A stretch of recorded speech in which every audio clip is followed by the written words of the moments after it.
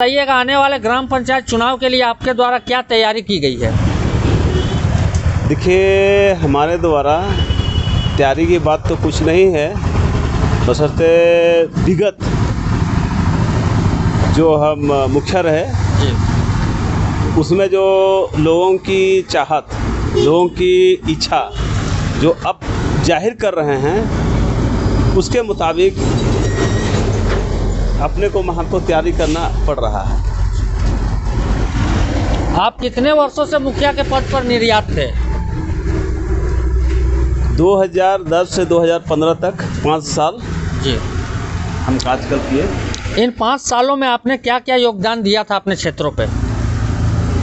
इस 5 साल में योगदान देने की बात तो है। शुरुआत था 32 साल के बाद चुनाव हुआ जी। 32 साल में हम लोग 14 प्रत्याशी थे और उसमें से लोग हमको चुना और चुनने के मार्फत एकदम हम नए थे जी।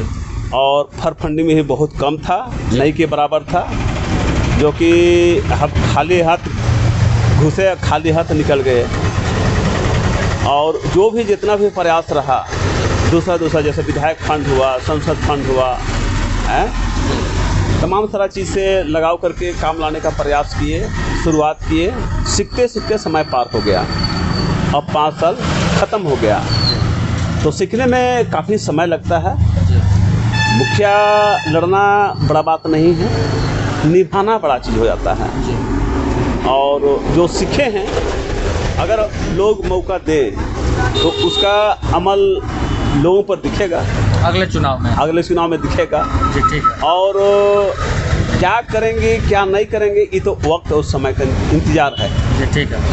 तो अगर आप चुनाव जीत जाते हैं तो प्रधानमंत्री आवास योजना में आपकी क्या अहम योगदान रहेगी?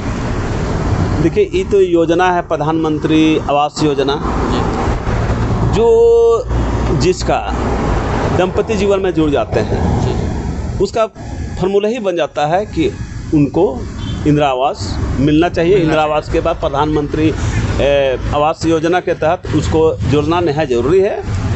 और हम सोचते हैं कि ऐसा दंपति जीवन में जो लोग जुड़े हैं, जिसका शादी विवाह हो गया है, अलग रह रहे हैं, उसको नहायत ज़रूरी है प्रधानमंत्री आवास योजना से जोड़ना और दिलाना। आए दिन सोदाग और रिंग रोड के बीच में जो रेलवे क्रॉसिंग आती है, उस पर हमेशा दुर्घटना होती रहती है, इस पर आपकी क्या राय है? देखिए, ये तो डिपार्टमेंटल है। हम लोग मांग रखे हैं अभी वर्तमान मुखिया लोग के साथ मिल के, और इसमें जो अंडरग्राउंड से जो रास्ता बन रही है उसमें भी आदमी लोगों का राहत हो जाएगा। और छोटी सी आबादी और कम संख्या को लेकर के ओवरब्रिज तो खैर हमको नहीं लगता है कि देगा, लेकिन जगह जगह अंडरग्राउंड लाइन से नीचे अंडरग्राउंड जो दे रहा है, वही हमको लगता है देगा। गांव में बिजली की जो समस्या आती है, खासकर गर्मी के दिनों में, उस पर आपका क्या विचार है? बिजली जी। ऐसा है, झारखंड की स्थिति है ऐसा है जी। मैंने बहुत बार इंजीनियर एचडीओ सबसे सवाल उठाया है हमारे पीरियड में, और धरना भी एक बार देने का काम हम लोग किए थे। यहाँ विधि व्यवस्था लाइन का बंटवारा को लेकर के, लाइन को बंटवारा को लेकर के ग्रामीण सुदूर इलाका में 1 घंटा 1.5 घंटा कटता था।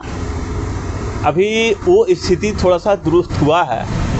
इधर पहले क्या होता था कि खाना खाने बैठता था स्टूडेंट्स, विद्यार्थी पढ़ने बैठता था, लाइन कट जाता था, बहुत ही क्रोधित होता था ग्रामीण सुदूर के लोग। और शहर के तो क्या है कि इन्वर्टर लगाया है, इमरजेंसी लाइट लगाया है, तो काम चल रहा है। तो ये समस्या जो था पहले, अब कुछ दुरुस्त हुआ है। अगर ये दुरुस्त नहीं हुआ है तो इसको मिल बैठ के हम लोग प्रयास रहेगा कि ऐसा 7 से 9 बजे तक कृपया लाइन ना कटे बोल के इसका मुहिम छेड़ा जाएगा। अभी कोरोना काल के दरमियान जो तकलीफ़ें लोगों को झेलने पड़ी थी, उस वक्त आप अपने क्षेत्र में क्या किसी गरीबों की मदद या फिर आर्थिक सहायता कुछ किए थे?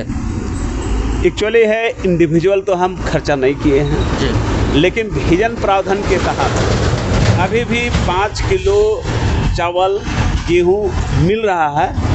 एक्चुअली वो डीलर के मार्फत से बांटा जा रहा है, जी ठीक है ना। इसलिए हम दिखावटी काम कहे करें, जी हाँ दिखाने वाला काम हम नहीं करेंगे। जो विजन है, विजन से ही हम मने के तहत काम हम देखना चाहते हैं और करना चाहते हैं। दिखाने के लिए हम चावल दे रहे हैं 50 किलो।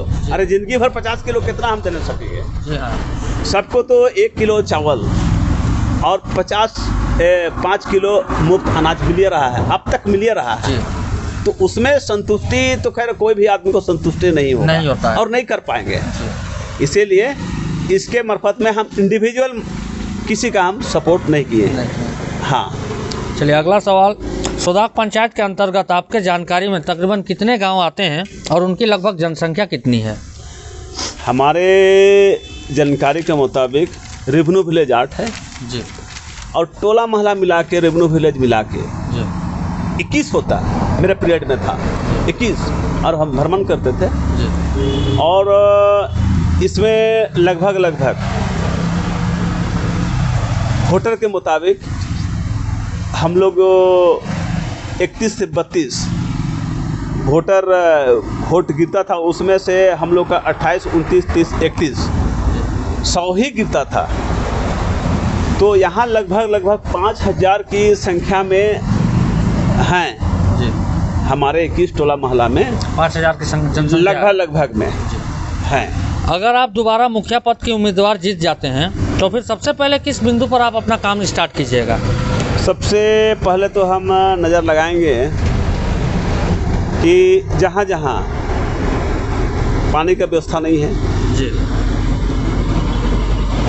और बिजली लगभग सब जगह पहुँच गया है,